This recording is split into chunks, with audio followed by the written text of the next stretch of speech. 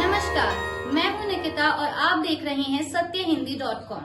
चलिए एक नजर डालते हैं अब तक की सुर्खियों पर।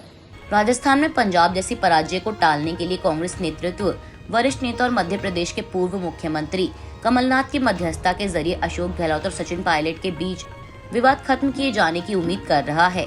एनडीटीवी की रिपोर्ट के मुताबिक सूत्रों ने बताया कि कमलनाथ ने गुरुवार को दिल्ली में पायलट और पार्टी महासचिव केसी वेणुगोपाल से मुलाकात की और दोनों गुटों के बीच मतभेदों को सुलझाने के तरीकों पर चर्चा की।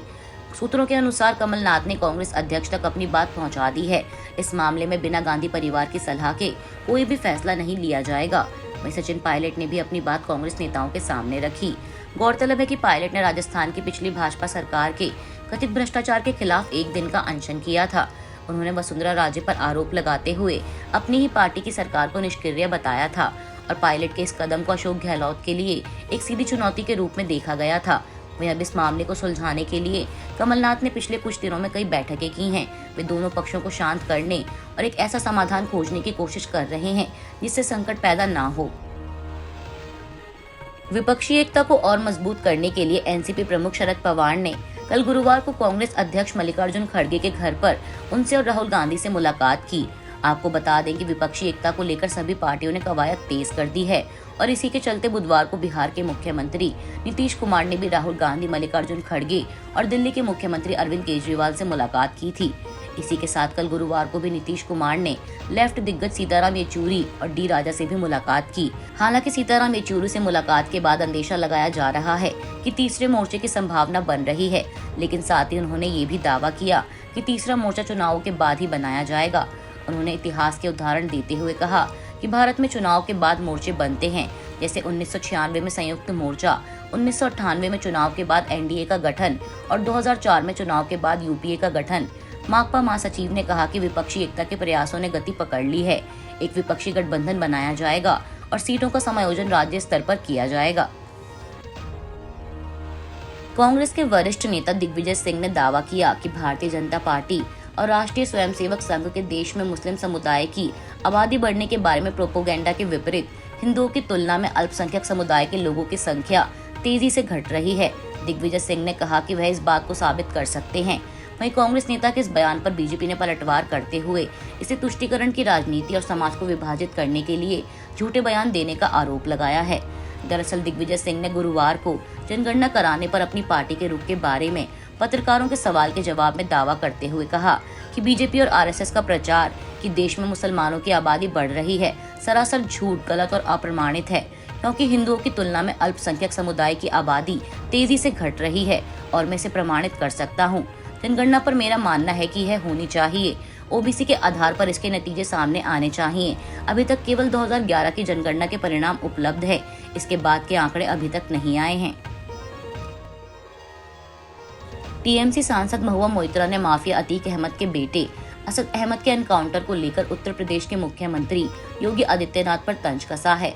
उन्होंने गुरुवार 13 अप्रैल को कहा कि अजय बिष्ट का दूसरा नाम मिस्टर ठोक दो था, इसलिए उनके राज्य में इस तरह की पूर्ण अराजकता, जंगल राज, एनकाउंटर किलिंग हो रही है और आगे भी जारी रहेगी। उन्होंने आगे कहा कि माननीय ठोक दो मुख्यमंत्री की हालिया एनकाउंटर किलिंग फिर से जंगल राज का जश्न मना रही है, जिसे बीजेपी राम राज्य के रूप में पेश कर रही है। आपको बता दें कि उत्तर प्रदेश एसटीएफ ने गुरुवार को अतीक अहमद के बेटे और उमेश पाल हत्याकांड के आरोपी असद को एनकाउंटर में मार गिराया। इस दौरान असद का साथी और हत्याकांड का अन्य आरोपी गुलाम भी मारा गया। इसके अलावा समाजवादी पार्टी प्रमुख और यूपी के पूर्व मुख्यमंत्री अखिलेश यादव ने भी इस कार्रवाई को लेकर भाजपा को घेरते हुए कहा कि झूठे मुठभेड़ करके बीजेपी सरकार सच्चे मुद्दों से ध्यान भटकाना चाह रही है। मुठभेड़ की भी गहन जांच पड़ताल हो और दोषियों को नहीं छोड़ा जाए। वहीं बसपा प्रमुख मायावती ने कहा कि अतीक अहमद के बेटे और एक अन्य की आज पुलिस मुठभेड़ में हुई हत्या पर अनेकों प्रकार की चर्चाएं गर्म हैं। लोगों को लगता है कि विकास दुबे कांड के दोहराए जाने की उनकी आशंका सच हो गई है। उत्तर प्रदेश में विपक्षी नेताओं के बाद अब एआईएमआईएम प्रमुख असदुद्दीन ओवैसी ने भी असद के एनकाउंटर पर नाराजगी जताते हुए कहा कि भाजपा धर्म के नाम पर एनकाउंटर कर रही है। कोर्ट और जज किस लिए हैं? अगर यही करना है तो अदालतों को बंद कर दो। उन्होंने आगे तीखी प्रतिक्रिया देते हुए ये भी कहा कि क्या भाजपा वाले जुनैद और नासिर के हत्यारों को भी गोली मारेंगे? नहीं, क्योंकि ये मजहब के नाम पर एनकाउंटर करते हैं। ओवैसी ने आरोप लगाया कि संविधान का एनकाउंटर करने की कोशिश की जा रही है। कर्नाटक चुनाव से पहले CJI DY Chandrachud, justice PS Narasimha और जेबी पारदीवाला की बेंच ने कर्नाटक की बीजेपी सरकार को बड़ा झटका दिया है। न्यूज एजेंसी पीटीआई के अनुसार सुप्रीम कोर्ट ने कर्नाटक सरकार के मुस्लिमों के लिए 4% आरक्षण हटाने के फैसले को बिल्कुल गलत धारणा पर आधारित बताया है।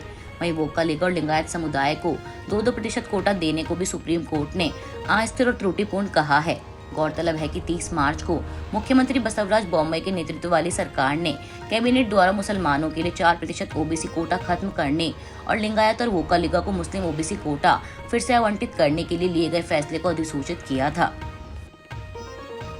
आईपीएल 2023 के 18वें मुकाबले में कल गुरुवार को पंजाब किंग्स के सामने गुजरात टाइटंस की टीम थी। ये मुकाबला मोहाली के पीएससी स्टेडियम में खेला गया। इस मैच में पहले बल्लेबाजी करते हुए पंजाब ने 153 रन बनाए। जवाब में गुजरात की टीम ने एक गेंद बाकी रहते मैच को 4 विकेट खोकर जीत लिया। आज के लिए बस इतना ही। बाकी की खबरों के लिए बने रहिए सत्यहिंदी.com के साथ।